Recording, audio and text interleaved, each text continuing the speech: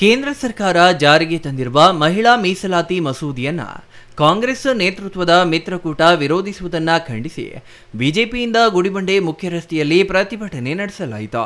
ಪ್ರತಿಭಟನೆಯಲ್ಲಿ ಮಾತನಾಡಿದ ಬಿಜೆಪಿ ಮುಖಂಡೆ ಆಶಾ ಜಯಪ್ಪ, ತಾವು ಮಹಿಳಾ ಪರ ಎಂದು ಹೇಳಿಕೊಳ್ಳುವ ಕಾಂಗ್ರೆಸ್ ಮಿತ್ರಕೂಟ ಮಹಿಳಾ ಮೀಸಲಾತಿ ಮಸೂದೆಯನ್ನ ವಿರೋಧಿಸಿ ಮಹಿಳೆಯರಿಗೆ ದ್ರೋಹ ಎಸಗಿದೆ.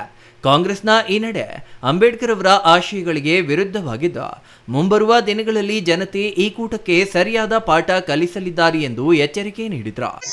ಇವತ್ತು ಅದನ್ನ ತಡೆ ಹಿಡಿದ್ರು. ನಿಜವಾಗ್ಲೂ ಅವತ್ತು ಸಾಯಂಕಾಲ ಅವರು ನಮ್ಗೆಲ್ಲರಿಗೂ ಮಹಿಳೆ ತುಂಬಾ ನೋವಾಯ್ತು. ಇಷ್ಟು ದುರುದ್ದೇಶ ಇದೆ ಕಾಂಗ್ರೆಸ್ ಪಕ್ಷದವರಿಗೆ ಅಂತ ಅಂದ್ಬಿಟ್ಟು ಸುಮ್ಮನೆ ಆದ್ರೂ ಅಂಬೇಡ್ಕರ್ ಅವರು, ಈಗ ಸಂವಿಧಾನ ಶಿಲ್ಪಿ ಅಂಬೇಡ್ಕರ್ ಅವರು ಏನ್ ಹೇಳಿರೋದು, ಮಹಿಳೆಯರಿಗೆ ಈಕ್ವಲ್ ರೈಟ್ಸ್ ಬೇಕು ಅಂತ. ಆದ್ರೆ ಇವ್ರೇನ್ ಮಾಡಿದ್ದು, ಅಂಬೇಡ್ಕರ್ ಅವ್ರನ್ನ ಹೊಗಳ್ತಾನೆ ಇರ್ತಾರೆ. ನಾವು ಅವ್ರಿಗೆ ಬಹಳ ಗೌರವ ಕೊಡ್ತೀವಿ. ಅವ್ರು ಮಾಡಿರೋ ಇದನ್ನ ಏನಕ್ಕೋಸ್ಕರ ಅವರು ಪಾಸ್ ಮಾಡ್ಲಿಲ್ಲ? ಇದ್ರ ದುರುದ್ದೇಶ ತಾನೆ. ಅದಕ್ಕಾಗಿ ನಾವು ಇವತ್ತೆಲ್ಲರೂ ಹೋರಾಟ ಮಾಡ್ತಾ ಇದ್ದೀವಿ. ನಮಗೆ 33% ಬೇಕೇ ಬೇಕು.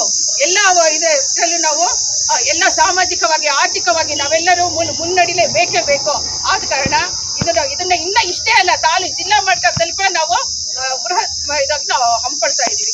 ಮುಖಂಡ ಅಂಬರೀಶ್ ಮಾತನಾಡಿ, ಪ್ರಧಾನಿ ನರೇಂದ್ರ ಮೋದಿ ಅವರು ಮಹಿಳೆಯರಿಗೆ ಸಮಾನ ಅವಕಾಶ ನೀಡುವ ಉದ್ದೇಶದಿಂದ ಈ ಕ್ರಾಂತಿಕಾರಿ ಮಸೂದೆ ಜಾರಿಗೆ ತರಲು ಮುಂದಾಗಿದ್ದಾರೆ. ಆದರೆ ಇದನ್ನು ವಿರೋಧಿಸುವ ಮೂಲಕ ವಿರೋಧ ಪಕ್ಷಗಳು ಮಹಿಳೆಯರ ಪ್ರಗತಿಗೆ ಅಡ್ಡಿಪಡಿಸುತ್ತಿವೆ ಎಂದು ಕಿಡಿಕಾರಿದ್ರು. Satish Babu, CTV news, Gudibande.